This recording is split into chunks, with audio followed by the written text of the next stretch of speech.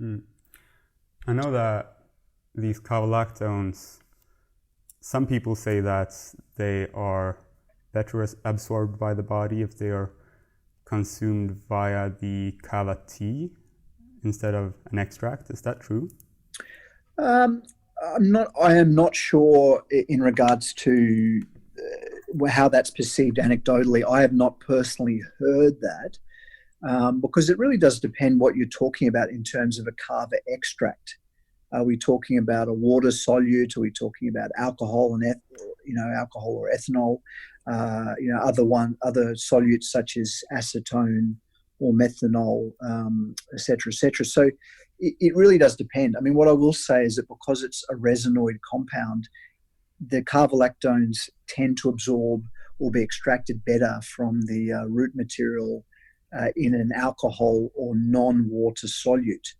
That being said, in a traditional usage, we do like to use water as the solute. You may not get as much absorption of the good chemicals from the material as you would with other extraction methods, but that is the traditional way to use it, and certainly that's what you'll get in a tea, as well as obviously some water-based extracts. Hmm.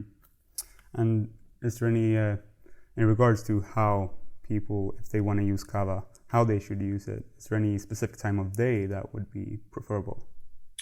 Oh, look, it's really up to the individual. I must say, I have not heard of people getting on the kava. It's sort of 7, 8 o'clock in the morning. Right. It really is more of a sort of a late afternoon, evening type affair, and that's simply because at a dose dependent rate that it will elicit, in a lot of people, a sense of relaxation. And obviously, when you get up in the morning, you start your day. You prefer to sort of be pepped up, and that's why I guess societies, many of them use caffeinated beverages, obviously Right. in that respect.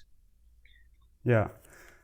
So are there any specific contexts in which kava is more effective for, let's say, relaxation and a reduction in anxiety?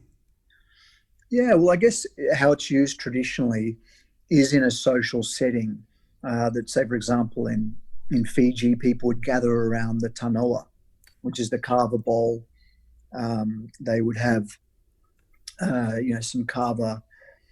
They're called bilas, the coconut shells. They'd drink them and pass that around the circle, and so it'd be a sort of more of a recreational social setting, which obviously in that context elicits a range of psychological effects because of the psychosocial situation. But look, some Right. people may want to use it in tablet form or liquid shot form, an hour before an anxiogenic event. So say public speaking or traveling or a hot date, if they're lucky enough, and take it just to sort of chill them out Right. before that.